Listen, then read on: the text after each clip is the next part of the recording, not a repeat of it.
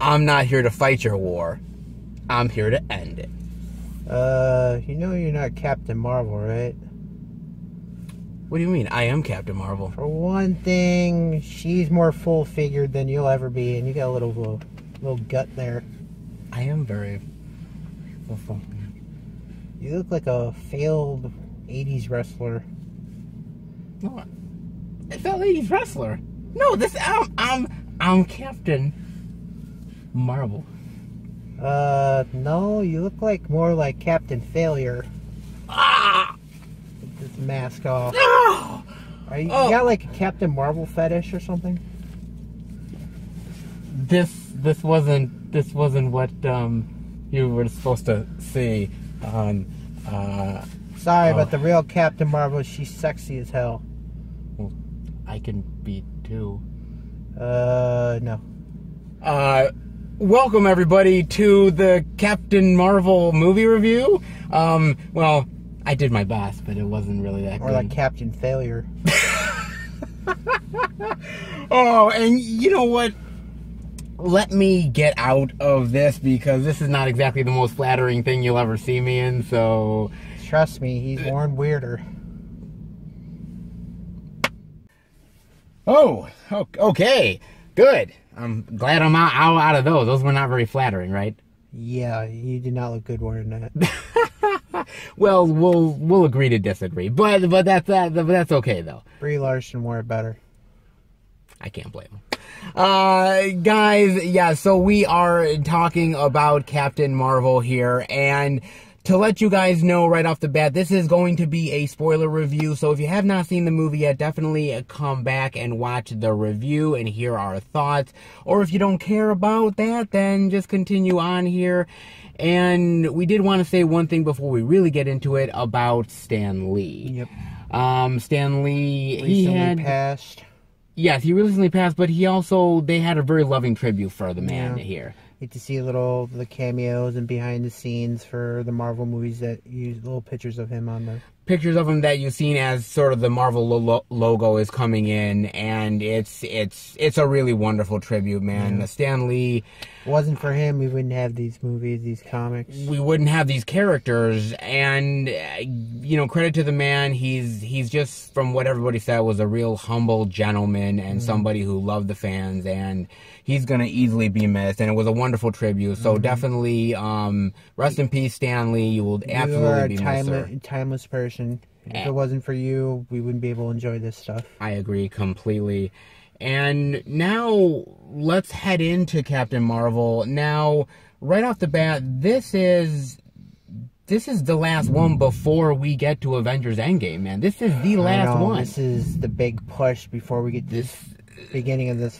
Well, I forget what phase we're on now. Well, we're on phase 3. This is still phase 3. We're getting the big push into phase 4 after Avengers Endgame, and Captain Marvel is a big sort of character in heading towards phase 4, heading towards Endgame.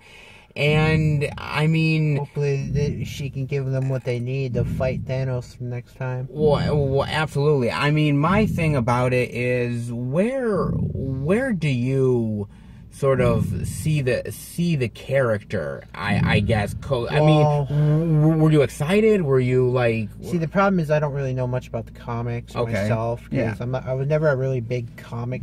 I mean, I know the basics for some of these comics. I just don't know the real detail behind it. Yeah. It's like, from what I've heard about the character herself, that she was always like considered the most powerful of the Avengers. Yeah, she was considered the most powerful from what I gather. Again, I never watched. The problem with that is, like a lot of these characters that you see on the current live action is, from compared to the comics, they like to change their power capabilities. They don't want to make them too powerful. They want to make it so that they can be beaten, they can be hurt. That they're relatable. I mean, that they're relatable, and I get it. Look at considering some of the most powerful characters that you have on there.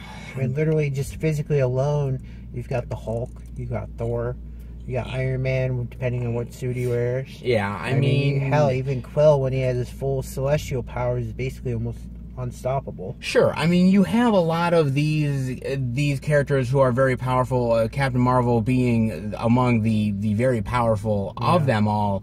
And I have to admit, a lot of people were not really very interested in this movie. When it got announced, there was a lot of people there was a lot of backlash to when this you one. think about this is literally, when you think about it, this is the first main female superhero movie that we've had for Marvel. Yes. And that's where... That was sort of almost a similar thing when we heard about the Black Panther thing.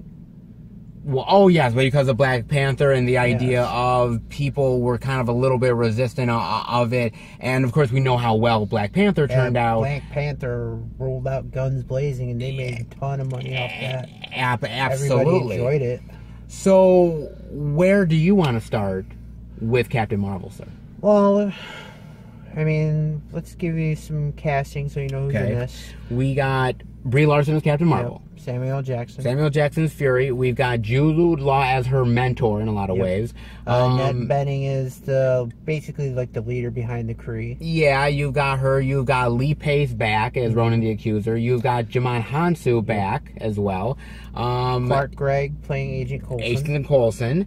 Also that other Ben lady. Mendelsohn. Ben Mendelsohn as the Skrull leader, and that other female there that was part of the forget the Kree actress's force. name. Offhand. Gemma Chan. Gemma Chan, yeah, she was there as well. This is a huge cast, man. Yeah. A huge cast. And for the most part, give them credit. I think they do a really good job for the most part. I really do. I thought a few of the characters should have had a little bit. I mean, like, not minor characters. I'm talking like the major characters should have had a tiny bit more screen time into it. I guess if I was going to ask, like, who do you think needed more screen time? I thought...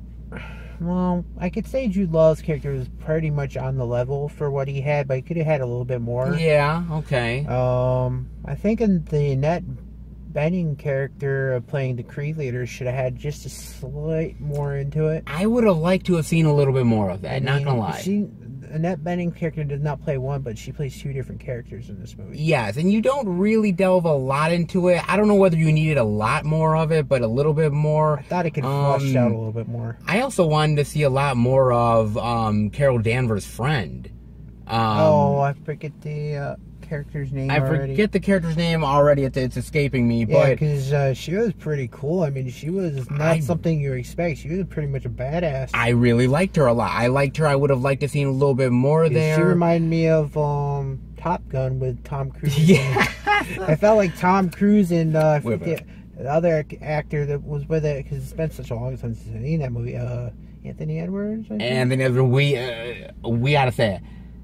I got the need for speed, baby. Yeah. You can say the same about Captain Marvel. She goes up, higher, faster, you name it. Further, faster, farther, right there. Yes, there you go. And, you know, like I said, I like the dynamic with the characters. I like that. I love Samuel Jackson in this movie. Oh, my Lord. He was like the complete opposite of Nick Fury you've seen. He's like he's more hilarious. He's more like kind of goofy in a lot of ways. Yes, he's so different from the Nick Fury that we know. Well, you gotta realize this movie's also set back in '95, where there was a simpler time. It was a simpler time. '95. The music was cooler. Blockbuster, and you had AOL. You had AOL. The internet slow as shit. Yeah, so don't forget they had their modems. They had their modems. Slow as shit, but they had them.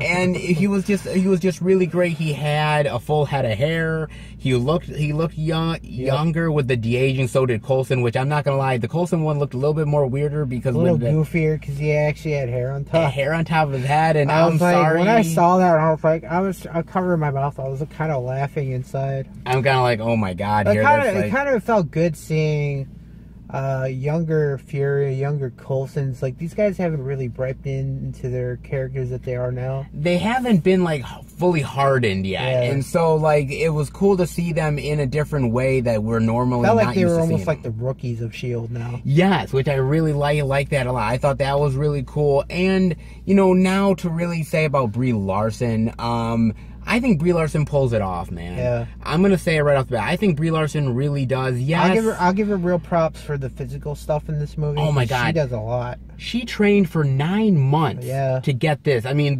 she did all kinds of crazy amounts of training for this role, and she did a really great job. Give her credit, man. Right there tells you the dedication these actors have for Marvel. I mean, she is dedicated as hell. Not only is she dedicated, but I felt that a lot of people thought she was going to be wooden in the role of like Carol Danvers and everything. She had to really embrace the role, because I saw one picture of her where she actually did training with an actual fighter pilot plane. Yeah, she did like fighter pilot stuff. She did judo and karate stuff. I mean, she went for a big bad. I think her acting is really good here. Is it like the best we've ever seen? No. But you know what, man? I think she still pulled it off. I think she was still very convincing, and I will give her that. And look, I mean, the idea is basically, the story is basically, she is just having nightmares, and she can't really make any sense of what's going on. She doesn't know what's happening. She has no memory of before the time that they found her. And they made her a Kree with like the blood transfusion and everything. Some kind of genetic enhancement or something. Something to that degree, and she's fighting the war against the Skrulls. And and shapeshifters, these people that can shapeshift into others to sort of hide among people, and the plot drives from there, man. I mean, what did you think about the plot? Did you find it confusing at all? Did you find it like a little slow at first? What was that again? Well, the plot. I think it's like in the beginning, you see her already on the planet for the Kree Hollow. And you see, she's going on to her first mission, and all that. Basically, all that goes to hell from there. And I mean, I think the slow burn of this movie was, I understand they want to take a time with her regaining her memory, not even really regaining her memory, just saying where she originally came from and all that. Yeah, sure. I thought that was kind of a slow burn. Well, my problem is, and I don't know if you'll agree with me or not, but the problem is that it felt like there was so much mythology crammed into this movie that it felt like they had to just cram so much crap in here before Avengers Endgame that it was like we just have to get all of this information dump out there. And at first, I'm not gonna lie, the first maybe, I won't say the first half, but maybe the first like half hour, 45 minutes, somewhere like that, it felt like there was a kind of a disconnect for me in the movie, and it took me a while to sort of get engaged with it. Once I think she's on Earth, and I think once like her and Fury sort of settle into this sort of relationship that they have, I think that's when I started to warm up to the movie, to be honest with you. Like in the movie, the beginning of the movie, they're trying to find an operative that's gone missing, and then she gets captured. And they're trying to find out information that she knows from her subconscious, and basically she gets back to Earth through that way. And I'm like, I understand why they're doing it in the movie. It felt like a lot of it is just forced, and it felt like it was like pushing really fast to this movie. The movie, I'm not gonna lie, it feels like it's going like a freight train. Like it's going really fast. Like this is a movie where I don't think you can go to the bathroom. You're gonna miss something, man. There's some crucial information. You can't even look at it off the screen. It was like 60 seconds. You'd be like, what happened? What happened? What kind of information did I miss? And I will admit this, there's a lot of really, really cool stuff in here as far as like connecting to the rest of the Marvel universe. Of course, you have the Tesseract being the biggest one here. The fact that was the power source that they were looking for. I'm trying to remember what last time we saw the Tesseract. This is between Captain America, the first Captain America movie. Wasn't it in the ice? Somehow the Kree found it or something, or because the Ned Benning character, at least the one version of the character that you see in there, she either found it, because we always wondered how they got the Tesseract. I mean, unless they combed the waters, we don't know how S.H.I.E.L.D. really got the Tesseract. We don't really know. They don't really say it. I mean, it's kind of cool to have it as the power source and everything. Yeah. And I really did like what they did with it. I thought it was really cool. But there's a lot of questions. There's a lot of questions here. For one thing, You do kind of later on. You find out how she gets the source of her cosmic powers. Yes, the idea that basically, well, we'll say it is full on spoilers here. Yeah. That basically, the Kree are not the good guys; they're in fact the bad guys. Shocker on that one. I mean, they are with Ronan the Accuser. So. Yeah, that should have kind of tipped it off a little bit. But But then again, you got to realize Captain Marvel didn't really have her full memories yet, or didn't have any of her memories yet. So she's pretty much obedient to them because they basically saved her life. Well, the idea that the Skrulls, I don't know whether they didn't like exactly how the Kree were like managing like the planets or anything, and the idea that they were kind of seceding from them or something like that, and basically they didn't like that and they were attacking them, and maybe they considered them a threat because of their shape-shifting abilities. It's possible, and the idea... What better spy could you have than a shapeshifter? Well, this is true, actually. This is really true. There's a part in the shield when Fury's with Coulson, and you're like, hey, everything's going hunky-dory. You know, they're trying to chase down Captain Marvel. She's trying to chase another Skrull, and I'm like, next minute, you know, it's not even really fucking Coulson. Yeah, it's like oh, shit!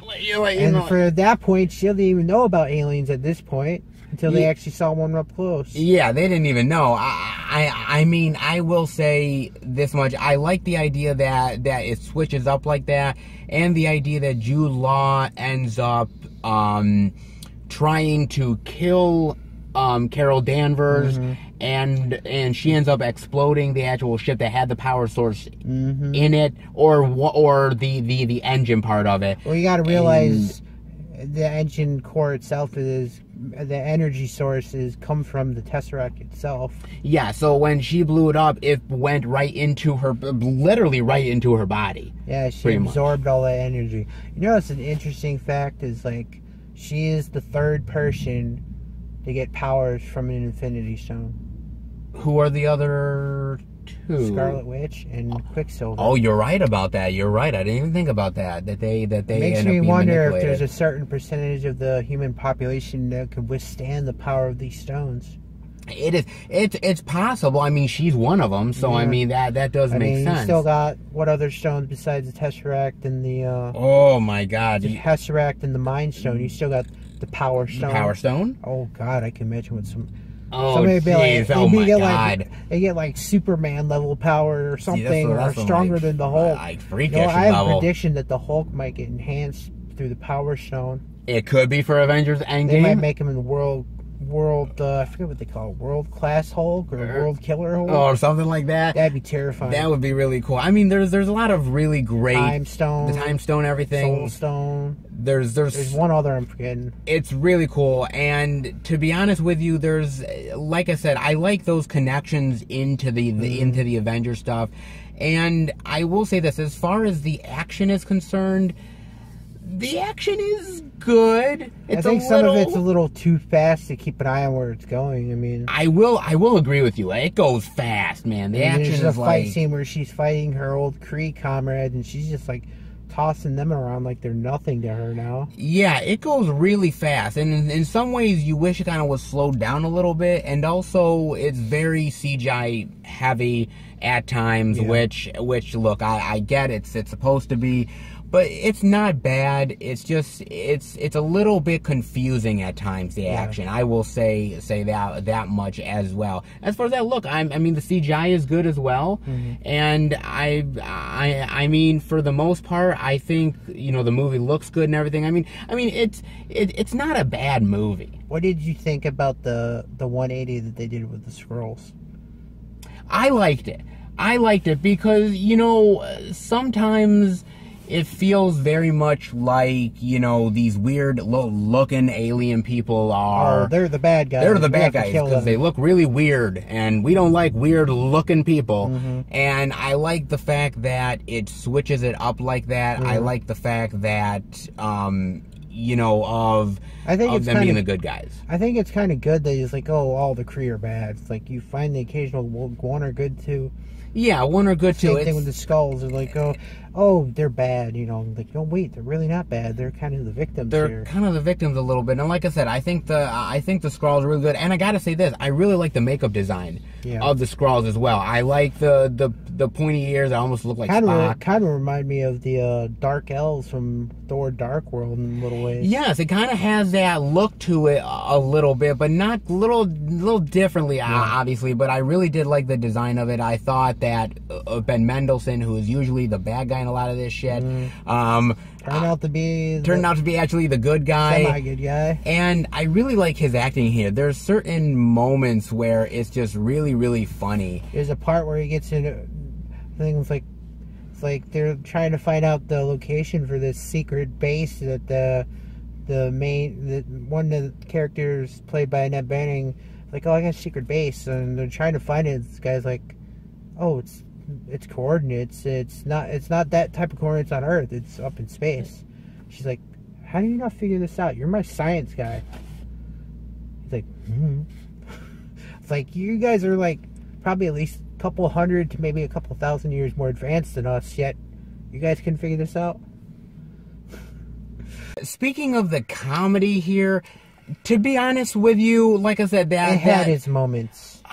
The comedy with the Skrulls, for the most part, I thought worked. Yeah. There is moments, though, where it feels a little forced and out of place. Well, I think some of the scenes, not to diminish her movie or her experience in this movie, not some of the Danvers, you know. Yeah, it's a little dry, isn't it? It's a little dry. I felt dry. I mean, not to knock her, she had to work with what she had, and it just felt like some of the scenes where she's trying to be funny and just didn't feel it. Like, is there like a moment that you can think of, like she was like really like it didn't work exactly to what you think of? I think one of them for me was like right in the beginning where she's training with her mentor. Yeah. And it just felt like she's trying to use comedy. It's like you're trying to be serious in this moment. And you're using comedy as sort of a self-defense mechanism or something. Yeah, like it doesn't. Felt really forced. It felt forced. It felt out of place, and that's so. Some of the comedy does work, and some of the best was with Samuel in this movie. Oh my god, dude! Like I said, we said how great Samuel L. Jackson in this movie. Clearly, I mean, he is a comic fucking genius in this movie, especially when it comes to Goose the cat. Which, by the way, spoiler, is an alien. It is not an actual fucking cat. He opens his mouth and he does some kind of like squid type thing. And, it's like he's going. I mean, now he swallows some Kree soldiers, and now I'm not gonna lie.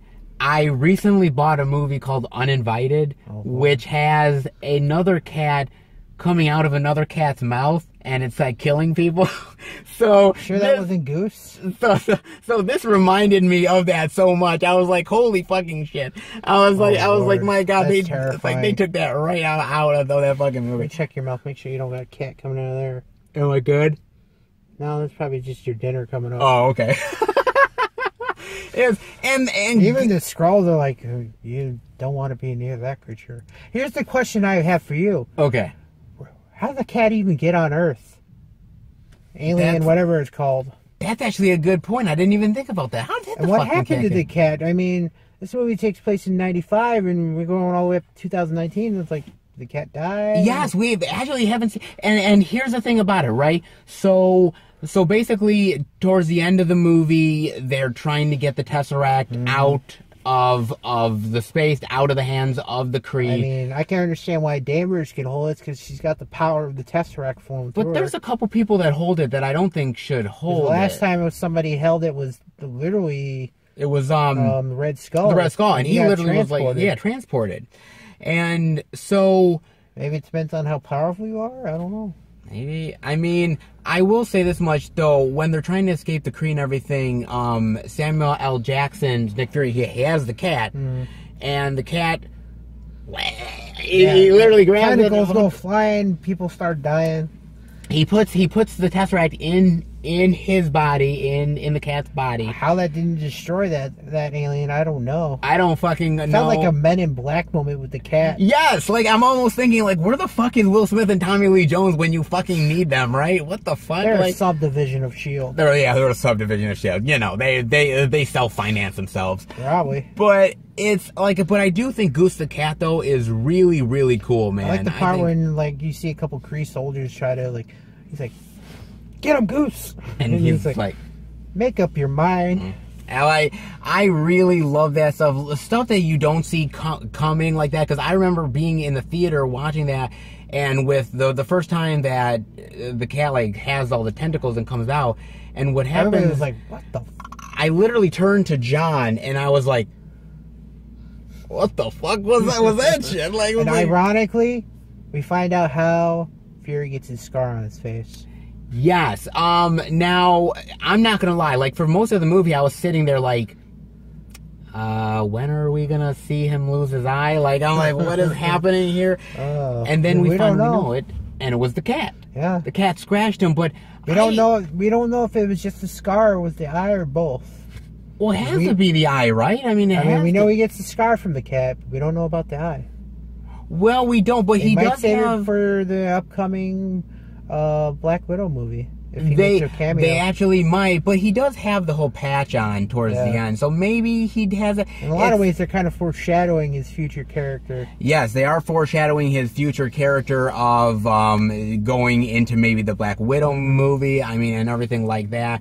I mean, is there any other spoiler stuff or any other thing you... Give me a minute to think. Oh, yeah, man. I mean, there's a lot to pretty much go through. I mean, in a lot of ways, you see the future helicarriers that they Yes, in fact, the design like of the proto version. The ship of what would be the helicarrier is really cool. You see that stuff as well. You also, Who knows, of course... that could have been one of their project bases, for all we know. You do. You also see, of course, that... Of course, Ronan the Accuser. Of course, the idea of Ronan the Accuser descending onto Earth and almost taking out Earth, but then leaving because Earth. I gotta say, Captain Marvel whooped their asses. Whooped their fucking ass. She did like a Superman moment where she's trying to stop a giant missile, and I'm like. She fucking turns the missile around at the other missiles. She flies her. She can do like literally like energy projection, energy and lasers out of her fucking hands.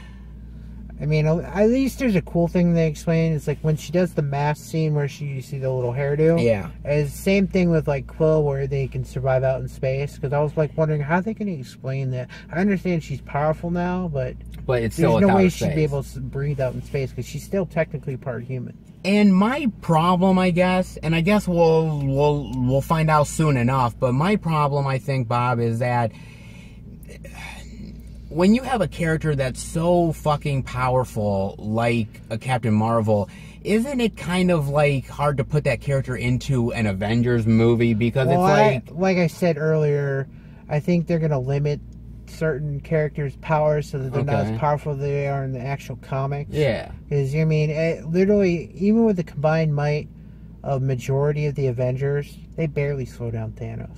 Well, this is true, but that's why it's kind of, I see Captain Marvel and I'm like, boy, she should just, in like the like snap of her finger, she could take out fucking Thanos. Like, I'm like thinking that would make it too easy because, I mean, we still don't know even without the stones, we don't even know what Thanos is capable of.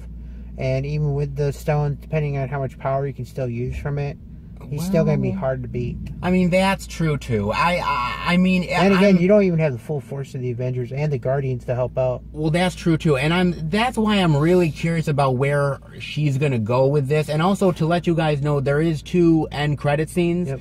You get one at the very end of the movie, which is kind of jokey, more is it? In a lot of ways, I thought they could have used it a little bit more. Basically, you're just giving her the cameo into the Endgame. Yeah, the main one is that basically, if you guys remember the pager, that Fury ended up like trying to page before he ended up turning into dust. They have it. They have it. They just keep sending the signal. I was like, what is this? It's probably a mayday or something for help. And then suddenly right like behind Black Widow is like... They didn't even hear her. I mean, I'm surprised even with Rogers' enhanced abilities, they didn't even sense her. And she's like, Where's Fury? And then it like cuts. And so she's gonna be a part of it. I'm looking forward to seeing her in the movie. Yeah. But I'm not gonna lie, if you're not a fan of this movie, you're gonna go into Endgame kind of being a little pissed because she's probably gonna have a big part in the movie. I'm not gonna lie. I think pretty much the main ones are gonna be able to even go toe to toe with Thanos, even if he's at half power with the gauntlet. Still alone, you're gonna need Thor at full power. You're gonna need Captain Marvel at full power. Yeah. Hell, the Hulk better get his shit together because we're definitely gonna need him. They really gonna need him. He better get his shit together because he's fun. I honestly think something's gonna happen to most likely Black Widow, which is gonna force the Hulk to go fucking ballistic. I think something is gonna happen. You're bound to. I mean, no matter what happens, all hands are gonna have to be on deck here, and so Captain Marvel coming on board does make sense. I mean, they got so much stuff to do. I mean, who knows? Maybe Captain Marvel ties in how Tony gets saved. That would be cool too. I mean, but until we get to Avengers Endgame, sir, what is your final thoughts on Captain Marvel and your grade rating? Well, I would have to say there are a lot of parts I thought was a lot better than probably the only DC or Marvel movie that's kind of disappointed me. I wouldn't say a complete disappointment, but it could have been a lot better. Yeah, was the Ragnarok movie. Yeah. I mean, it has its fans, so we're not gonna. Right now, it's like 70%ing not liking it to like 30 spending. I'd have to say I like this movie a little bit better. Okay. I mean, like you said, the only thing that really brought it down for me considerably was some of the dry humor that they had with Danvers' character. Yeah. And not all her humor was bad. It's only little bits. Yes. But I think the thing that really upped the game is like you get to see a pre-hardened Fury, Coulson, even for the small part that he had in it. That's the best part, no doubt. And you get to see more of the other like major species like the Skrulls, the Kree, and you see how everything ties up together of how certain things were formed. Action was a little fast a bit. It could have been slowed down a tiny bit. I understand this is a big movie, and they got to put so much in within a 2-hour window. Yeah. That's why Endgame's gonna be a pretty long movie because they got a lot to do. Close to 3 fucking hours, man. The real big worry I have for is, like you said, is how all these characters are gonna have to unite to take down Thanos for the final time. I agree. Honestly, I think it's just him now. I think most of his army's gone. I think most of his army's gone, so it's just him. But then again, look how much damage he did by himself. Yeah, so I mean, he's gonna be a formidable foe. I mean, one advantage that we'll have is Danvers gets her power from the Tesseract, so might give her an edge over him. It could be, sir. I mean, like you said, the action was pretty good in most parts. That comedy was good in most parts. The little plot line was a little dry in some areas. Yeah, a little complicated. I think some stuff got fleshed out too quickly, and some stuff went way too long. Yeah. I did like some of the 90s tributes. I mean, you get to see a lot of old school stuff. There is a lot of old school stuff here. I mean, the music and the clothing and the Blockbuster video store. That was cool too. Not as much as I would have liked, but certainly, it's. Well, they had to make it look in the past, so. Yeah. I mean, it felt weird seeing some of that stuff again. I mean. Oh yeah, no kidding. I mean, especially an old school Street Fighter game. That was my thing back in the day. Right before Mortal Kombat. That was my thing too. We are kids of the 90s, bro. God, makes us feel like old men. Yeah, no shit. But overall, I thought it was a decent enough movie to watch. Yeah. I mean, do I rank it as the best film in the Marvel series? No. I mean, it'd probably have to be somewhere in the middle. It's definitely above Ragnarok. So what's your grade rating, sir? Honestly, I don't even remember what I gave Ragnarok. I'm not even sure. I'd have to say if they toned up the other stuff, maybe in an extended version or whatever, probably high B+, but right now I have to give it probably borderline, like practically crossing over to a lower grade, probably between a B-, C+. C+? Okay. Or B-, C+ around there. Yeah, it's like almost like it's like almost like a hair length edge. Yeah. It's low, very low on the B- part. I'm not gonna lie, to me, the plot gets very complicated very fast, and it takes a while to sort of sort everything out. There is some dull moments in the film. I think that the action needed to slow down a bit. It went by way too fast. There's moments where the comedy feels forced here. But overall, though, the CGI is really well done here. I think that once you really simplify the plot a little bit and get her on Earth and just having a good time with Fury, I think that's when the movie really hits into high gear. Samuel Jackson, I think Samuel Jackson and Ben Mendelsohn are the highlights of this film. I absolutely think they are. Brie Larson is great in the role.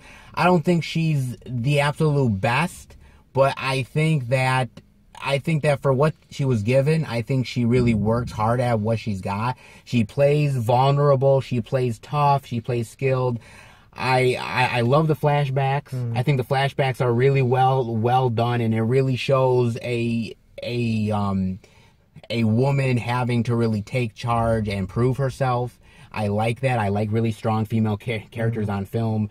So, I mean, overall, it is not the best Marvel film. Would I even put it in the top 5?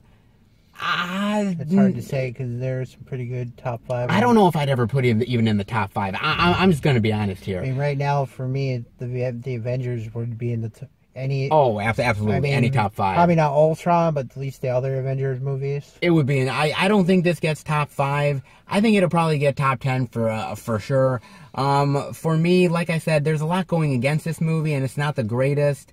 I find a lot of faults with it, but there's a lot of good things as well. I'm going to give it, again, just like you, a borderline B-, C+. I mean, it's just right there, man. But it's still worth watching, though. I will give it fully. And it does help us get to that final push before Endgame. Final push before Endgame. Get that chick in there.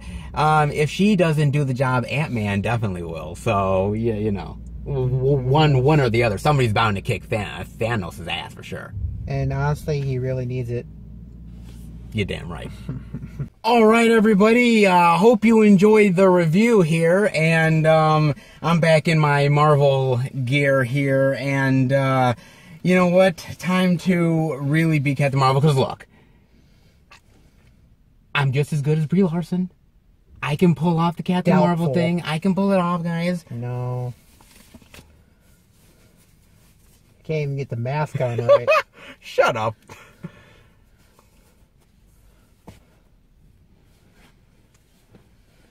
I hope you enjoyed the review, everybody. If you did, definitely give it a thumbs up. And we will be back next time for a brand new movie review.